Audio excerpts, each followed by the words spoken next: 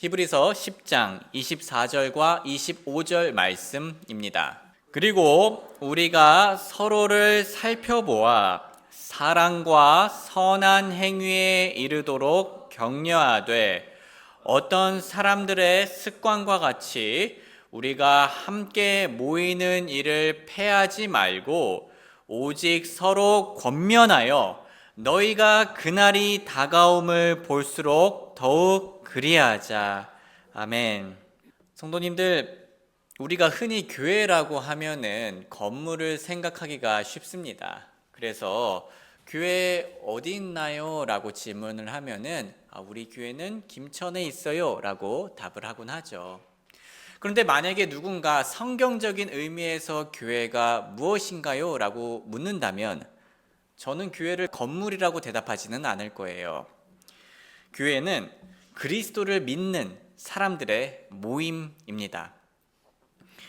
교회는 자신의 죄를 회개하며 예수님을 개인적인 구원자로 믿은 사람들의 모임인 거죠. 그래서 사랑울림 교회는 이 건물이 아니라 엄밀히 말해서 우리라고 할 수 있겠습니다. 그러면 성도님들, 우리는 교회로서 모일 때 무엇을 하나요? 우리는 지금처럼 예배를 드립니다. 하나님의 말씀을 함께 듣죠.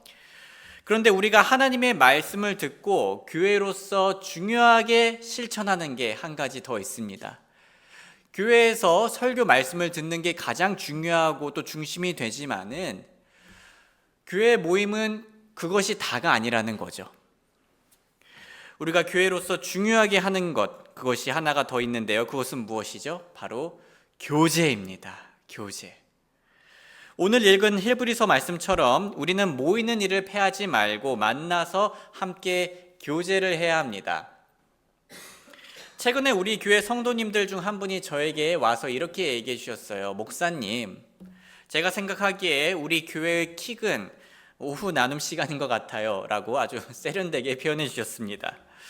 우리 성도님은 그만큼 오후 나눔 시간에 나누는 교제가 좋으셨던 거죠. 그런데요, 성도님들, 그렇다면 교제란 무엇일까요? 성경에서 교제라고 번역되는 코이노니아라는 그리스어 단어는요, 문자적으로 이런 의미를 가지고 있습니다. 함께 가지고 있음, 공통적으로 가지고 있음이라는 뜻을 가지고 있어요. 그렇다면 우리 교회가 교제를 한다는 건 무슨 뜻이 될 수 있을까요? 교제는 우리가 공통으로 가지고 있는 것을 서로 나눔으로써 가까워지는 시간입니다. 그렇다면 우리가 함께 공통으로 가지고 있는 것은 무엇이죠? 물론 여러 가지로 표현이 될 수 있겠지만요, 예수 그리스도를 향한 공통된 믿음, 그것이 바로 우리가 함께 가지고 있는 것입니다. 교회의 교제는 그리스도를 향한 공통된 믿음을 서로 나누며 가까워지는 거라는 거죠. 그래서 우리가 정말 교회답게 교제를 하기를 원한다면요, 우리는 우리가 믿는 그리스도를 중심으로 교제해야 합니다. 그런데 형제 자매님들, 이것이 너무 당연하게 들리실 수 있으시지만 사실 오늘날 교회에서는 그리스도를 중심으로 교제하지 않는 사람들이 많이 있어요. 교회 밖에 있는 사람들을 말하는 게 아니라요, 교회 안에 있는 분들을 저는 지금 얘기하고 있는 겁니다. 예를 들면 어떤 분들은 정치를 중심으로 교제하려고 합니다. 물론 성도님들, 정치는 너무 중요합니다. 우리는 하나님의 말씀을 중심으로 기준으로 정책과 교육을 평가하고요, 선한 양심에 따라 투표를 해야 합니다. 나라에서 부당한 일이 생길 때 우리는 건강하게 분별하고 또 토론할 수 있고요, 또 필요하다면 평화적인 방법으로, 그리스도인다운 방법으로 시위도 할 수 있겠죠. 그리고 우리는 거기서 멈추는 것이 아니라 평소에 우리의 대통령님과 국회의원님들, 또 이 나라에서 영향을 끼치는 분들을 위해서 기도를 해야 합니다. 단 중요한 것은 우리가 교회에서 서로 교제를 할 때, 서로 대화를 나눌 때 반드시 우리 그리스도께서 정치 위에 계셔야 됩니다. 그리스도께서 정치 위에 계셔야 합니다. 정치가 그리스도 위에 있어서는 안 된다는 얘기입니다. 제가 목사님들과 대화를 하다 보면요, 주변 교회들에서 안타까운 일들이 일어나고 있습니다. 사람들이 자신이 다니는 교회가 자신이 선호하는 정당을 지지하지 않으면요, 그 교회를 떠납니다. 아니면 교회 안에서 사람들과 대화를 나눌 때 정치가 중심이고 다른 사람들을 자신의 정치색으로 물들이려고 합니다. 또 교회 단톡방은 어떻습니까? 정치 이슈를 그 안에 꺼냅니다. 더 나아가 정치색을 기준으로 그 교회를 판단하고 형제 자매를 판단하고 그리스도께서 하나 되게 하신 것을 찢는 경우가 있어요. 심지어 정치가 너무 우상이 된 경우에는 기독교인들이, 심지어 목사들이 욕설과 폭력스러운 언행을 서슴지 않는 경우가 있어요. 성도님들, 이건 성경적으로 올바르지 않습니다. 정당화될 수 없는 행동들이에요. 더 끔찍하게는요, 믿지 않는 정치인을 하나님의 말씀을 선포하는 강단에 세우기도 합니다. 대형 교회들에서 그러한 일들이 일어나고 있죠. 그 정당을 떠나서 그러한 일들이 일어나고 있습니다. 성도님들, 이건 정치라는 우상 숭배입니다. 만약 그리스도께서 정치보다 위에 계시면 우리 교회는 어떤 모습을 가질 수 있을까요? 서로가 의견이 다를 수 있음을 인정합니다. 그리고 다른 지체가 낙심할 수 있다는 걸 안다면 불필요한 주제로 다툼을 일으키지 않습니다. 마치 우리가 고린도 전후서에서 보면요, 바울이 고기를 먹는 게 괜찮았죠? 그리고 고기를 먹는 게 사실 올바른 거였어요. 먹어도 괜찮다는 그 사실이 올바른 거였어요. 하지만 바울이 아직 그거에 대한 확신이 약한 분들을 위해서, 그분들을 위해서 죄가 아니니까 그 사람들 앞에서 고기를 먹지 말라고 얘기를 했죠. 불필요한 낙심을 일으키지 않게 하기 위해서요. 정치와 관련돼서도 똑같은 원리가 적용이 될 수 있습니다. 서로 다른 의견이고 죄가 아닌 선에서는요, 우리가 불필요하게 논쟁이 될 수 있는 것들을, 혹은 낙심이 될 수 있는 것들을 꺼내지 않아도 된다는 거죠.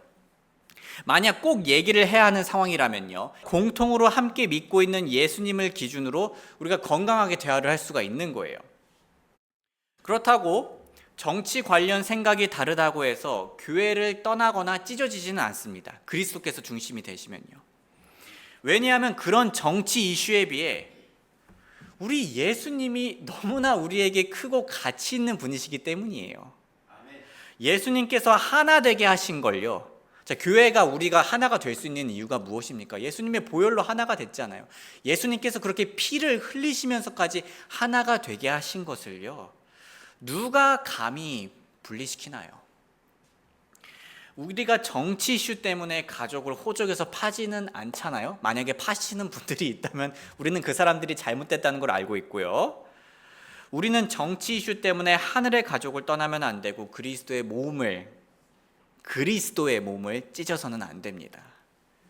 각자의 선택에 대한 결과와 판단은 주님께 맡기고 우리는 그리스도 중심으로 그 정치 이슈를 뛰어넘어서, 지역색을 뛰어넘어서 하나가 될 수 있는 자들입니다. 그래서 기독교가 대단한 거예요.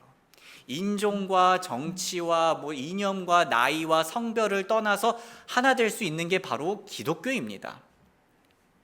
또한 기독교의 단톡방에는 정치 이슈가 아닌 하나님의 말씀과 그분을 향한 사랑과 기쁨이 주제가 되는 게 맞습니다. 참고로요, 성도님들, 우리가 정치 관련해서 예수님의 이런 모습을 생각하면 우리가 기준이 바로 잡힐 수가 있습니다. 예수님께서 이 땅에서 사역하셨을 때 정치적인 혁명을 일으키지 않으셨어요. 오히려 예수님께서는 그분을 정치적인 수단으로 사용하려는 사람들을 거절하셨어요. 요한복음 6장 14절과 15절이었어요. 그때 그 사람들이 예수님께서 행하신 그 기적을 보고 이르되 이분은 진실로 세상에 오실 그 예언자시로다 하더라. 이에 예수님께서 그들이 와서 자신을 억지로 데려다가 왕으로 삼으려는 것을 아시고 다시 홀로 산으로 떠나가시더라.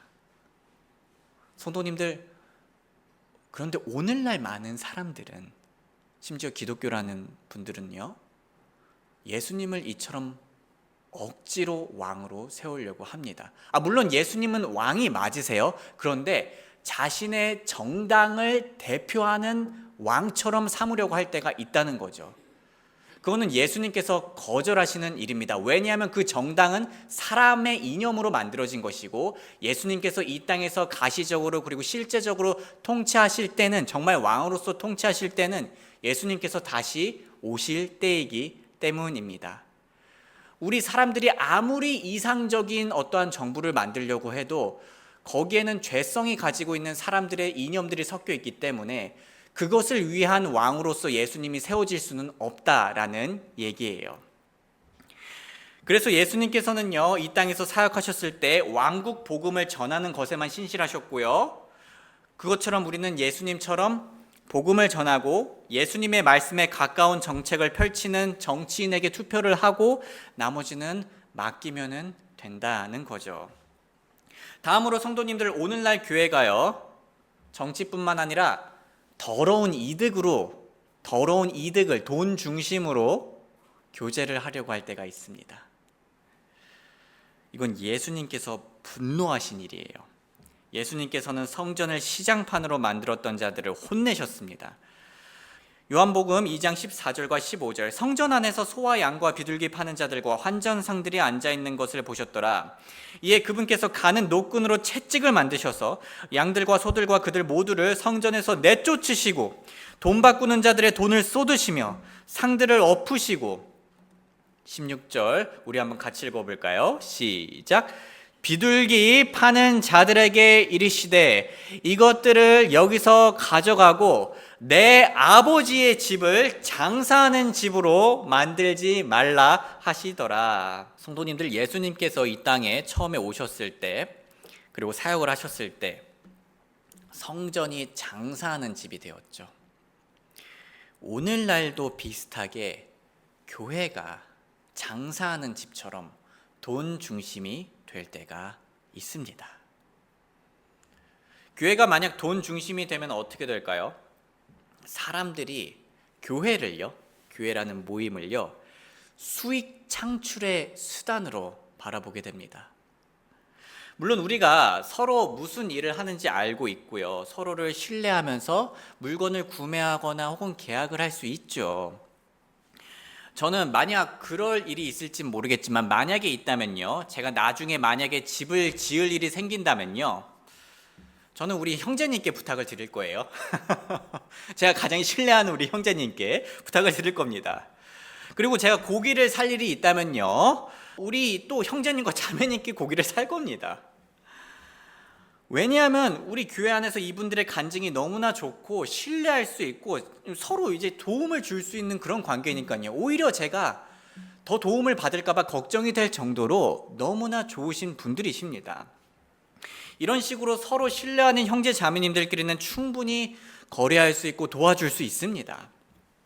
하지만 누군가 돈을 목적으로, 그런 자연스러운 관계가 아니라 누군가 돈을 목적으로 성도님들을 바라본다면 그것은 문제입니다. 그것은 죄입니다. 오래전 다른 교회에서 자매님들 단톡방이 있었습니다. 그런데 어느 날 한 분이 자매님들 단톡방에 자신이 판매하는 상품에 대해서 소개를 하고 홍보를 하기 시작했어요. 건강 관련 상품이었어요. 교회 자매님들 단톡방에서 상품을 파는 것도 잘못이었지만 제가 들어보니까 좀, 제가 보기엔 다단계 상품이었어요. 그래서 그 단톡방에 있었던 또 다른 자매님이 분노를 했던 일화를 제가 건너 들은 적이 있습니다. 성도님들, 교회는 물건을 파는 장소가 아닙니다. 그건 예수님께서 분노하시는 일이세요. 교회는 내 잠재적 고객들이 아니에요. 내 고객으로 만들기 위해서 내가 투자하는 관계가 아니라는 말입니다. 목사도 성도님들을 그렇게 바라봐서는 안 되고요, 성도님들도 서로를 그렇게 바라보아서는 안 됩니다. 그건 돈 중심으로 교제하려는 거예요. 그런 일이 일어난다면 우리는 예수님처럼 교회를 정결하게 해야 합니다. 물론 성도님들 처음에는 잘 모르셔서 그렇게 하시는 분들이 있을지도 모르겠어요. 새신자라든가 아니면 다른 데서 잘못 배워왔을 수도 있죠. 그런 분들은 물론 예수님께서 채찍을 드셨지만요, 이제 우리도 채찍을 처음부터 들지는 마시고 좋은 말로 부드럽게 타 이르시는 게 좋을 것 같습니다. 왜냐하면 먼저 부드럽게 알려주면 대부분은 말이 통하니까요. 교회가 만약 돈 중심이 되면 어떻게 될까요? 인맥을 관리하는 곳이 돼요. 그런 게 우리나라에 은근히 있습니다. 부장님이 다니는 교회, 거래처가 다니는 교회를 다니면서 교회 사람들을 자신의 사업을 위한 발판으로 삼는 거죠. 또 이런 경우도 있죠. 약간 반대되는 경우인데요. 교회 안에 있는 사람이 교회에 안 다니는 사람에게 내가 취업시켜 줄 테니까 교회 나오세요 라고 얘기합니다. 그것도 부적절한 겁니다, 성도님들. 그렇게 조건 걸고 그렇게 거래식으로 교회 나오게 하는 거, 그거 비성경적인 겁니다. 복음적이지 않은 행태예요. 정말 그리스도가 중심이 되면, 그리고 내가 경험한 복음이 중심이 되면 그렇게 조건을 걸지 않겠죠. 먼저 복음의 은혜로, 그리스도의 사랑으로 해줄 겁니다. 정말 그 사람들을 위한다면요. 상대방이 그 사랑에 대해 느낀 후에 자발적으로 교회에 나올 수 있는 것이 그리스도인다운 것입니다. 성도님들, 요즘 교회는 정치나 돈뿐만 아니라 또 사람 중심으로 모임을 가지기도 합니다. 제가 사람 중심이라고 하는 건요, 사람을 더 끌어모으는 것에 중점을 둔다는 얘기예요. 이렇게 교회가 사람 중심으로 하면요, 부작용이 일어나는데요. 대표적으로 믿지 않는 사람이 회중 찬송에서 중요한 자리를 차지하게 됩니다. 성도님들, 우리 방금 함께 회중 찬양 불렀잖아요. 그때 우리는요, 당연히 첫째로 하나님을 높이는 거고요. 그리고 둘째로 우리는 찬송을 하면서 방금 교제를 한 겁니다. 서로에게 우리가 공통으로 믿고 있는 그리스도를 높이고 서로에게 우리가 공통으로 믿고 있는 그리스도의 가르침을 들려준 거예요. 우리는 찬송으로 특별한 교제를 한 겁니다. 그런데 최근 우리나라 교회들에서 안타까운 장면들이 발견되고 있습니다. 요즘 교회들에서 밴드 많이 하죠. 네, 일렉 베이스, 뭐죠? 잠깐 이름을 드럼, 드럼, 네, 그런 것들 많이 합니다. 교회 회중 찬양을 마치 콘서트처럼 하는 거죠. 성도님들, 저도 개인적으로 목회자로서 그 방식에 대해서 고민을 많이 했어요. 그런데 아직까지 저는 밴드를 선호하지는 않습니다. 그 방식이 사람을 좀 더 잘 끌어모을까? 라는 질문에는 저는 그럴 것 같아요. 실제로 많은 교회들이 그렇게 더 사람을 모으기도 합니다. 하지만 그 방식이 가장 중요한 하나님의 말씀을 듣는 설교 시간에 도움이 될까? 라는 질문에 아직까지 저는 양심적으로 아니다라고 대답을 하게 되더라고요.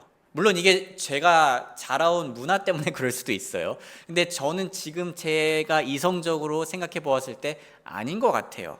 왜냐하면 제가 그걸 직접 경험해 봤는데요. 일단 너무 지쳐요. 찬양 시간에 그게 에너지가 정말 많이 소모가 됩니다. 찬양을 리드하시는 분들도 그러시고 들으시는 분들도, 참여하시는 분들도 좀 많이 에너지를 소모하게 됩니다. 그리고 이게 감정적으로 많이 올라간 상태다 보니까요, 조용해지는 설교 시간에는 그 감정선이 확 떨어져요. 그러면 아무래도 설교를 진짜 잘하시는 분이 아닌 이상은 설교 말씀이 밍밍하게 느껴지기가 쉽습니다. 그리고 저는 자신이 없어요. 그런 콘서트처럼 활발한 그런 거를 압도할 자신이 없습니다. 노력은 하겠죠. 이건 마치 이제 자극적인 거 먹다가 이제 덜 자극적인 거 먹으면, 덜 자극적인 게 건강하지 않다는 뜻이 아니잖아요. 덜 자극적인 게 영양소가 더 많을 수가 있잖아요. 근데 덜 자극적인 걸 먹으면 이제 별로 느껴지지 않는 것처럼 그런 효과가 있을 것 같아서 저는 아직은 밴드를 선호하지는 않습니다. 근데 그렇다고 해서 제가 밴드를 정죄하지는 않아요. 그렇게 하시는 교회들을 제가 존중합니다. 교제도 할 수 있고요. 특히 이게 또 어렸을 때부터 그런 환경에서 자라신 분들은 별로 그런 거를 안 느끼실 수도 있겠다는 생각이 들어요. 교회마다 문화가 다를 수 있습니다. 참고로 성도님들, 현대 교회들이 하는 것처럼 우리가 하려면요, 여러 숙련된 뮤지션들이 필요합니다. 그리고 그 뮤지션 분들도요, 정말 거의 매일 연습해요, 성도님들. 이처럼 많은 정성과 시간이 들어가면 어떤 일이 일어날까요? 멤버가 사정이 생겨서, 예를 들면 일렉 기타가 사정이 생겨서 빠지거나 없으면요, 대체할 만한 사람을 구하기가 어려워요. 그래서 교회들 중에서는요, 믿지 않는 사람까지 고용하면서까지 그렇게 찬양 인도를 하는 경우가 있습니다. 믿음이 없는 사람이 교회 강단 앞에 나와서 교회로부터 페이를 받고 악기를 연주하고 노래를 부르는 겁니다. 그리고 그 사람은요, 알바처럼 그걸 하기 때문에 노래 끝나면요, 옆에 자리에 앉아서, 또 이제 그 음악 참여하는 사람이니까 주로 앞쪽에 앉을 거 아닙니까? 옆에 자리에 앉아서 말씀을 안 듣습니다. 그리고 스마트폰을 합니다. 그런 게 영상에 찍혔어요. 그런 장면들이. 성도님들, 제가 아는 음악을 전공하는 분이 계세요. 제가 거의 매주 만나는 분이 계십니다. 그분은 믿지 않는 분이세요. 그분은 제가 목사라는 걸 알아서 저한테 이런 얘기를 해준 적이 있어요.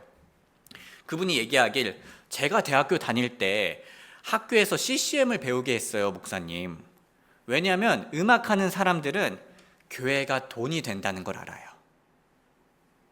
그리고 몇 년 전에 한 번은 여기 주변 교회에 다니는 사람이 저에게 와서, 교회 다녀요, 교회 다니면 돈 돼요 라고 말을 했어요. 저는 믿지 않는 사람이지만요, 목사님, 그런 식으로 하는 게 도저히 이해가 되지 않습니다. 성도님들, 믿지 않는 분께서, 비기독교인 분께서 이렇게 얘기할 정도라면요, 우리나라에서 정말 적지 않은 교회들이 신앙 없는 사람들을 찬양 인도에, 찬양 교제에 세우고 있는 중이라는 겁니다. 교제 못해요. 그 사람 안에 그리스도가 없잖아요. 공통으로 믿는 그리스도인다운 교제가 일어나지 않고 있다는 거예요. 물론 믿지 않는 분들은요, 교회가 고용을 하니까 잘 몰라서 그러시는 걸 거예요. 그러면 이건 명백히 누구의 잘못입니까? 교회의 잘못이에요. 사람을 끌어모으려는, 사람 중심의 교제를 하려는 교회의 잘못입니다. 물론 성도님들, 우리가 문화를 잘 고려하고 그 문화에 맞게 복음의 메시지를 전하는 건 중요합니다. 하지만 하나님의 말씀을 반대하면서까지, 복음을 반하면서까지, 죄를 지으면서까지 하는 건 아니에요. 이건 그리스도보다 사람 중심으로 사람을 더 끌어모을 수 있는 밴드 음악을 더 높인 결과입니다. 솔직히 말할게요. 이건 참된 교회의 교제도 아닐 뿐더러 우상 숭배입니다. 다시 말하지만 제가 밴드 자체를 뭐라 하는 사람이 아닙니다. 그렇게 할 수 있겠구나라는 생각이 들어요. 저는 안 하더라도. 그런데 교회가 하나님의 말씀과 반대되는 행동을 하면서까지 밴드를 운영하려고 한다면 그 마음은 사악한 우상숭배라는 거죠. 고린도후서 6장 14절과 15절, 너희는 믿지 않는 자들과 공평하지 않게 멍에를 함께 매지 말라. 왜냐하면 의와 불의가 무슨 교제를 갖겠느냐? 또 빛과 어둠이 무슨 친교를 나누겠느냐? 또 그리스도와 벨리알이 어찌 일치하겠느냐? 혹은 믿는 자가 불신자와 무슨 몫을 나누겠느냐? 저는 이 말씀이 너무나 분명하게 오늘날 믿지 않는 자를 고용하면서까지 찬양 인도를 하게 하는 행태와 반대된다라고 생각을 합니다. 성도님들, 지금까지 우리는 우리나라에서 일어나는 안타까운 상황에 대해서 살펴보았습니다. 오늘날 많은 교회들에서 그리스도 중심의 교제가 이루어지지 않고 있습니다. 오히려 정치나 돈이나 사람 중심으로 교제가 이루어지고 있죠. 우상들이 세워지고 있는 겁니다. 이거는 성도님들 생각보다 매우 심각한 상황이라고 말씀을 드리고 싶어요. 성도님들, 이스라엘 백성들의 역사를 잠시 생각해 보면서 우리나라를 생각해 보죠. 하나님의 사람들이었던 이스라엘 백성들, 자, 그들이 왜 멸망을 했습니까? 정치적으로 뭔가 문제가 있어서였나요? 아닙니다. 그들의 문제는 하나님 중심이 아니라 우상 중심으로 갔기 때문에 그들의 나라는 멸망하였고 포로 생활을 했던 거였죠. 만약 우리나라가 고난을 당한다면, 만약 우리나라의 하나님의 백성들인 기독교가 고난을 당한다면 그것은 교회들이 우상을 중심으로 말씀을 전하고 교제를 하기 때문입니다. 저는 단순히 정치와 돈, 사람만을 우상으로 말하는 건 아닙니다. 교만한 것도 많고요. 성범죄도 우리나라 기독교 안에서 일어나고 있고요. 사기, 거짓말, 불신과 같은 우상도 말하는 겁니다. 저를 포함하여 우리나라 목사들은 그리스도를 중심으로 말씀을 전하지 않고 그리스도를 중심으로 교제를 안 한 것을 회개해야 합니다. 그리고 우리를 포함하여 우리나라 기독교인들은 그리스도를 중심으로 교제하지 않았던 부분을 회개해야 합니다. 그리고 우리는 다시 그리스도를 중심으로 교제해야 합니다. 너무나 중요한 일이에요. 그렇다면 우리가 회복해야 할 그리스도 중심의 교제는 어떤 모습일까요? 가장 기본적으로 우리는 그리스도의 말씀으로 교제할 수 있겠죠. 골로새서 3장 16절 말씀 같이 읽어보겠습니다. 시작. 그리스도의 말씀이 모든 지혜로 너희 앞에 풍성하게 거하게 하여 시와 찬송가와 영적인 노래로 서로를 가르치고 훈계하며 너희 마음속에서 은혜로 주께 노래하라. 말씀으로 교제하는 게 가장 기초적이고 가장 중요합니다. 설교를 통해 알게 된 말씀들을 성도님들 나누실 수 있고요. 개인적인 성경 읽기를 통해서도 감동이 온 그 말씀들을 나누실 수 있으세요. 그리스도의 말씀은 우리 인생의 마무리로 뿌려지는 토핑이 아닙니다. 그리스도의 말씀은 우리 삶을 가득 채우는, 풍성하게 가득 채워야 될 메인 디시인 거죠.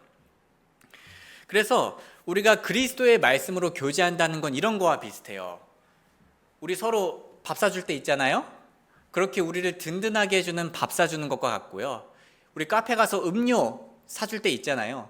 그런 음료, 시원한 음료를 사주는 것과 비슷한 겁니다. 또한 말씀은 서로에게 눈물을 닦아줄 손수건을 건네주는 것이기도 하고요. 또 말씀은 서로를 더 정결하게 할 수 있는, 서로를 체크할 수 있는 거울을 비춰주는 것과도 같습니다. 그러니 성도님들, 성경 말씀을 서로 나누는 것을요, 처음엔 어색할 수 있어요. 그래도 계속 한번 시도해 보시길 바랍니다. 말씀을 통해 알게 된 예수님께서 나에게 어떠한 의미인지를 한번 나누어 보세요. 카톡으로든 전화로든 만나서든 언제든지 말이죠. 그건 우리 형제 자매님들의 신앙생활에 큰 활력을 불어넣어 줄 겁니다. 교회 단톡에 제가 말씀 구절을 최대한 자주 올리려고 합니다. 그런데요, 성도님들, 저만 올릴 필요는 없어요. 우리 형제 자매님들께서도 자유롭게 올려주실 수 있으십니다. 혹은 구절 올라가잖아요. 아니면 말씀 묵상글 올라가잖아요. 그거에 대한 반응들을 편하게 해주시면 됩니다. 그러면 우리 교제가 더욱더 풍성해지게 돼요. 성도님들, 제가 그런 영상을 본 적이 있어요. 길거리에서 어떤 분이 바이올린 연주를 아름답게 하는 거예요.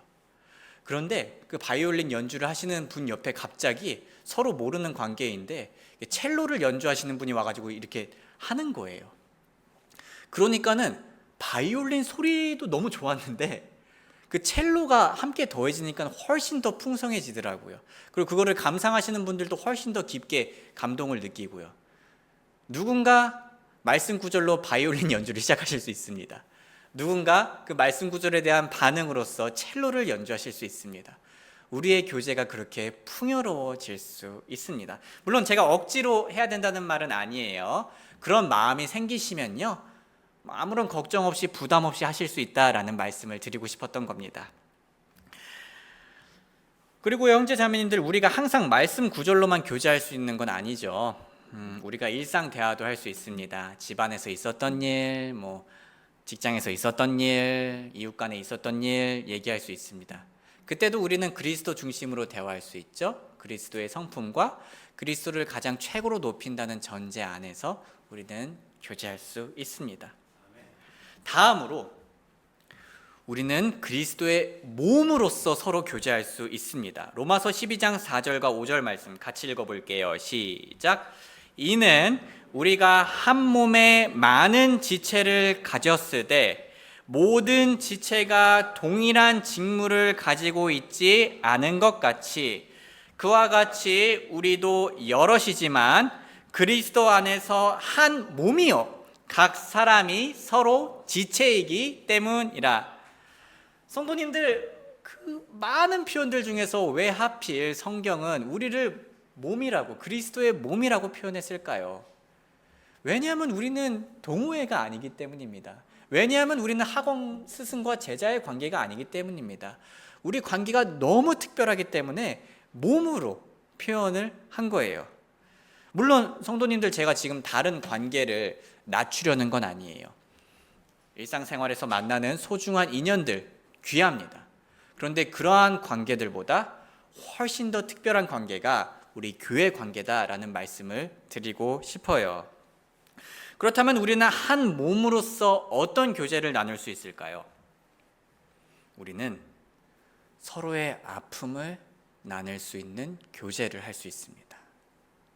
아픔을 나눌 수 있는 교제. 그런데요, 성도님들, 이거에 대해서 더 얘기하기 전에 잠시 우리가 좀 주의해야 할 사람들을 알려드릴게요. 우리가 인생을 살다 보면요, 다른 사람들이 우리에게 자신의 어떤 그 아픈 과거사를 혹은 현재 겪는 고난들을 얘기할 때가 있어요. 물론 말할 수 있어요. 그럴 수 있습니다. 그런데 이런 경우에요, 우리가 주의해야 할 경우는 아직 서로 잘 모르고 신뢰 관계도 쌓이지 않았는데 우리한테 다짜고짜 갑자기 자기가 얼마나 힘들었는지를 얘기하는 거예요. 심한 경우에는 거의 만나자마자 아니면 만난 지 하루 이틀 만에 자신의 아픈 사연을 쏟아내는 거예요. 우리는 그런 사람들을 조심해야 합니다. 왜냐하면 이런 사람들은 불순한 목적을 가지면서 말하는 경우가 자주 있기 때문이에요. 경험이 있으신 성도님들께서는 제가 무슨 얘기를 하는지 잘 아실 겁니다. 어떤 사람들은 종종 자신이 얼마나 불쌍한지를 얘기하면서 우리로부터 뭔가를 얻어내려고 해요. 아니면 그런 사람들은 자신의 불쌍함으로 우리의 행동을, 우리의 선택을 조종하려고도 합니다. 그런 사람들의 심리는 이런 거죠. 자, 너 내가 힘든 거 지금까지 다 들었지? 내가 이렇게 힘들고 불쌍하니까 넌 내 뜻대로 움직여야 돼. 안 그러면은 넌 나쁜 사람이야. 너 좋은 사람 되고 싶지? 내 부탁대로, 부탁이라고 포장되어 있는 명령대로 해야 돼. 이건 일종의 가스라이팅과 비슷한 결과를 낳게 됩니다. 그리고 또 어떤 사람들은요, 자신이 우월감을 느끼기 위해서 아픔을 얘기하는 경우도 있습니다. 봐, 나 얼마나 힘들게 살았니? 난 너보다 훨씬 더 힘든 인생을 살았어. 그걸 버티고 지금의 내가 있단다. 내가 너보다 대단하지. 라는 마음으로 접근하는 분들이 종종 있습니다. 물론 모든 분들이 그런 건 아니겠죠. 그런데 이러한 분들이 사람들이 죄성을 가지고 있기 때문에 이렇게 우리한테 접근하는 분들이 있다는 거죠. 성도님들, 초반에 자신의 아픔을 좀 지나치게 빠르게 그리고 지나치게 과하게 드러내는 사람들을 주의하시길 바랍니다. 그렇다면 반대로요, 교회 안에서 우리와 적지 않은 시간을 보내신 분들이, 또 신뢰 관계가 쌓인 교회 지체 분들이 우리에게 다가올 때는 어떻게 해야 할까요?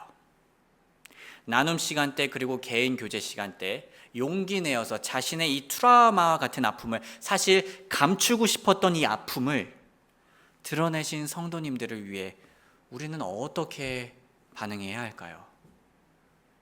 우리는 함께 아파하며 그 아픔을 밤으로 나누고 위로해 주어야 합니다. 데살로니가전서 5장 11절 그러므로 너희가 지금 행하고 있는 대로 너희들끼리 서로 위로하고 서로를 세워주라. 몸이 아플 때, 손이 아프면요, 다른 몸들이 함께 아파합니다. 우리가 손을 다치면 입이 비명을 지르고 눈이 눈물을 흘립니다.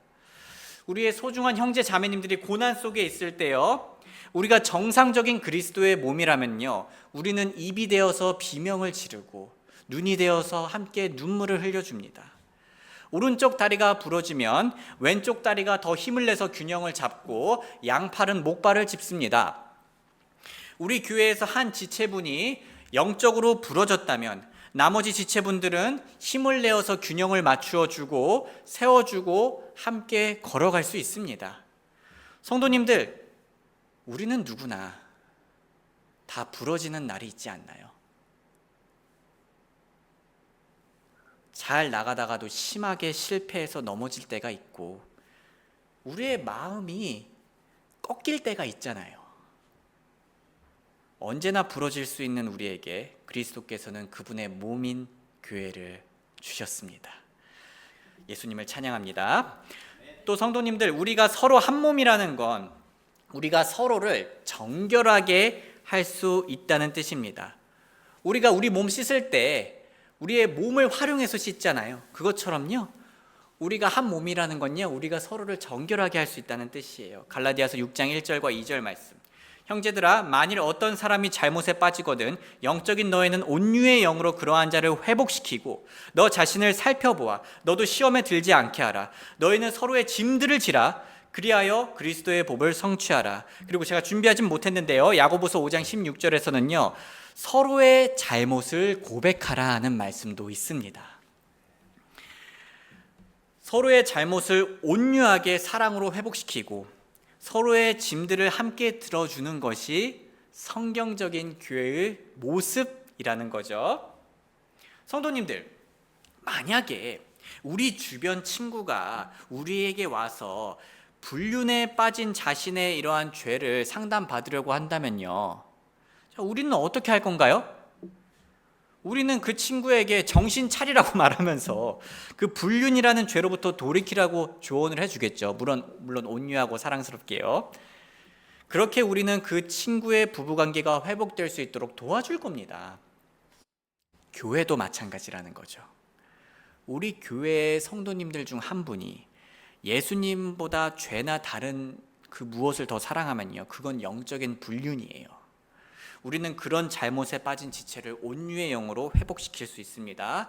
마치 얼굴이 더러워지면 손이 씻어줄 수 있는 것처럼 우리는 지체로서 서로의 그러한 부정함을 깨끗하게 하는데 도움을 줄 수 있다는 얘기예요.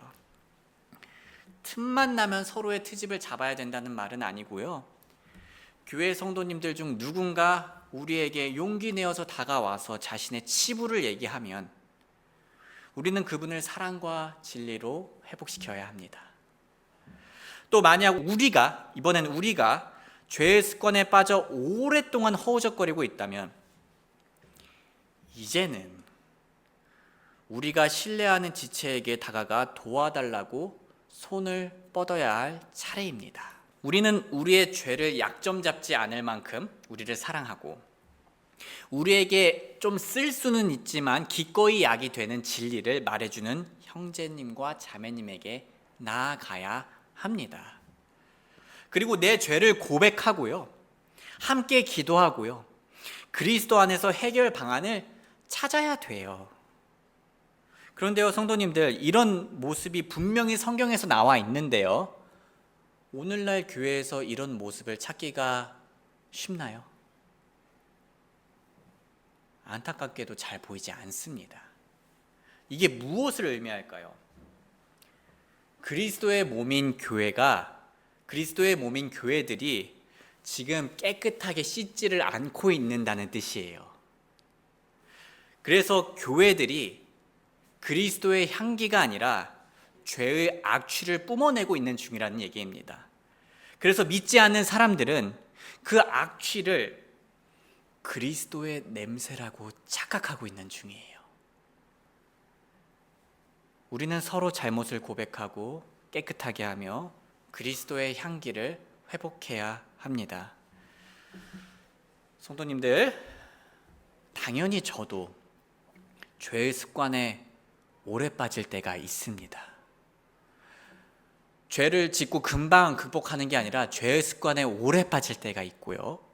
감사하게도 그 죄의 습관에서 자유로워질 때가 있어요. 그런데 많은 경우 그런 죄에서 효과적으로 벗어났던 방법은요, 다른 그리스도인 분들의 도움을 받았을 때였어요. 예를 들면 제가 결혼 생활 중에 정말 아내와 오랫동안 다투었을 때가 있었어요, 성도님들. 돌이켜보면 당시에 저는 저의 분노와 이기심을 조절하지 못하는 아주 안 좋은 상태였습니다. 그래서 이 결혼 생활이 유지가 될까라는 생각이 들었어요. 젊은 나이에 이혼을 하게 되진 않을까라는 생각이 들었어요. 그런데 하루는 서울역에서 저희 부부가 한 목사님 부부를 만나고 상담을 받았습니다. 그 목사님은 저희의 말을 차분하게 들어주었고요. 목사님은 제 아내에게 저의 입장에 대해서 얘기해 주셨고, 또 목사님은 저에게는 아내의 입장에 대해서 차분하게 얘기해 주셨어요. 하나님께서는 그 만남을 귀하게 사용해 주셨고, 저희 부부를 위기에서 건져주는 터닝 포인트로 만들어 주셨습니다. 반환점으로요. 물론 제가 그 서울역에서의 만남 한 번만으로 확 바뀐 건 아니에요, 성도님들. 그 이후로도 제가 목사님께 전화 걸면서 회복이 되었어요. 점진적으로 좋아졌습니다. 제가 어떻게 그렇게 좋은 방향으로 나아갈 수 있었을까요? 하나님께서는 우리를 도우실 때 방금 말씀 구절처럼 다른 그리스도인들을 사용하시기 때문입니다. 성도님들, 저는 죄인이어서 살다 보면 돈 욕심이나 야망이나 불신이나 음욕이나 교만이나 두려움이나 불안이나 분노로 인해 허우적거릴 때가 있습니다. 그냥 하루만 그러고 마는 게 아니라 오랫동안 허우적거릴 때가 있어요. 저도 말씀을 읽고 기도를 하고 설교를 들어도요, 성도님들, 그 상태가 해결이 안 될 때가 있더라고요. 그럴 때 저는 제가 신뢰하는 분들을 찾아가 조언을 구했습니다. 물론 그런 시도가 제 자존심이 상할 때가 있었어요. 민망할 때도 있었습니다. 제 잘못을 고백하는 거니까요. 하지만 하나님께서는 그분들을 사용해 주셨고 저를 더 정결한 정금으로 만들어 주셨습니다. 그래서 저는 앞으로도 습관적인 죄가 오래 지속되는 시기가 온다면요, 그리고 저는 올 거라 예상을 해요. 그러면 저는 다른 그리스도인 분들의 도움을 요청할 거예요. 성도님들, 만약 하나님께서 저를 위해 그분들을 사용해 주시지 않았다면요, 그리고 제가 그분들께 나아가지 않았다면요, 저는 지금 이 자리에 없었을지도 모릅니다. 아니면요, 너무나 두꺼운 가면을 쓴 채 지금 괴물로서 말씀을 전하고 있을지도 몰라요.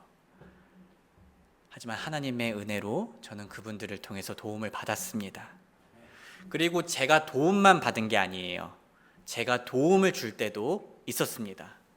어떤 분들은 저를 신뢰해 주시면서 저에게 자신의 연약함을 얘기해 주세요. 또 심지어 어떤 분들은요, 자신의 치부를 얘기해 줄 때가 있습니다.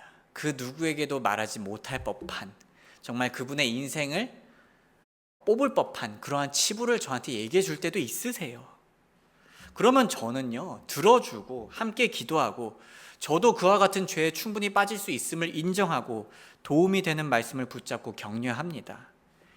이런 관계가 우리 자신과 더 나아가 교회를 깨끗하게 하는 방법인 거예요. 그래서요, 성도님들, 혹시 오랫동안 끊어지지 않는 그러한 죄가 있으신가요? 스마트폰으로 인해 평소 말씀을 가까이 하지 못하는 삶이 하루 이틀이 아니라 일주일, 한 달이 가고 있지는 않나요? 새벽에 스마트폰에 눈이 떼어지지 않아가지고 주일 예배에 맑은 정신으로 함께하지 못하고 계신가요? 그게 한 주만 그런 게 아니라 매주 그러고 계신가요?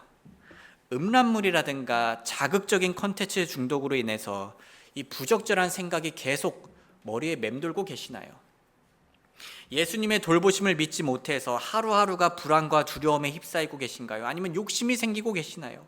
하나님보다 사람들이 더 크게 느껴져서 내가 지금 내 인생에 너무나 과민하게 반응하고 있지는 않으신가요?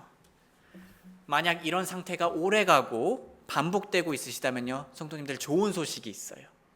지금 옆에 계신 형제 자매님들이 도움이 될 수 있습니다. 그러니 이제 여러분들을 도와줄 수 있는, 우리들을 도와줄 수 있는 교회 지체들에게 손을 뻗으시길 바랍니다. 여러분 앞에 있는 목회자에게 도움을 요청하실 수도 있고요, 여러분들이 신뢰할 만한 교회 형제님이나 자매님께 도움을 요청할 수 있으세요. 여러분들이 보시기에 저분은 나를 사랑하고 나에게 온유하게 진리를 말해줄 것 같다라는 분이 있다면 그분에게 용기 내어 다가가서 교제하실 수 있습니다. 말씀을 마무리하겠습니다. 사랑하는 형제 자매님들, 교회가 교제를 나눈다는 건 우리가 공통으로 믿는 그리스도를 서로 나누며 가까워진다는 뜻입니다. 그런데 안타깝게도 오늘날 많은 교회들은 그리스도가 아닌 정치나 돈, 사람 중심으로 교제를 하려고 합니다. 그 결과는 무엇입니까? 우상 숭배입니다. 그 결과는 무엇입니까? 교회를 악취나게 하는 겁니다. 하지만 우리가 그리스도 중심으로 교제할 때는 깨끗해져서 향기가 납니다. 그리스도 중심으로 교제한다는 건 어떤 모습이었습니까? 그리스도의 말씀으로 교제하는 거고요. 일상에서는 무엇을 얘기하든지 그리스도를 최고로 보화로 여기며 교제하는 겁니다. 그리고 우리는 그리스도의 몸으로서 교제할 수 있음을 배웠죠. 그것이 무엇을 뜻합니까? 서로의 아픔을 나눌 수 있고 서로를 깨끗하게 할 수 있는 교제를 할 수 있다는 뜻입니다. 성도님들, 우리 주변 관계들을 한번 살펴봐 주세요. 세상에 이런 교회의 교제와 같은 교제가 어디 있습니까? 이 절망적인 세상 속에서, 절망적인 뉴스가 너무나 많이 나오죠. 절망적인 세상 속에서 그리스도 중심의 교제가 얼마나 소망이 넘칩니까? 얼마나 위로가 되고 기쁨이 되고 행복한 교제인가요? 우리의 교제는 세상이 줄 수 없는 만족과 아름다움이 있는 교제입니다. 그러니 앞으로 우리 모두 옆에 계신, 오늘 소풍에서 함께 교제를 나눌 수 있는 형제 자매님들을 귀하게 여기며 예수님께 감사드리고 서로 주님 안에서 사랑하는 사랑올림 교회가 되길 주님의 이름으로 소원합니다. 우리 잠시 노래가 연주되는 동안 우리가 지금까지 가졌던 교제들 중에서 혹시 그리스도 중심이 아니었던 교제들이 기억난다면요, 회개하는 시간 가지겠습니다. 그리고 예배 후에 우리가 가지게 될 교회 소풍 시간에 우리의 교제가 그리스도 중심이 되길 기도하겠습니다. 더 나아가 앞으로 우리가 우리의 보물이신, 보화이신 그리스도를 중심으로 서로 위로하고 정결하게 하며 기쁜 교제를 누릴 수 있게 해달라고 기도하는 시간 가지겠습니다.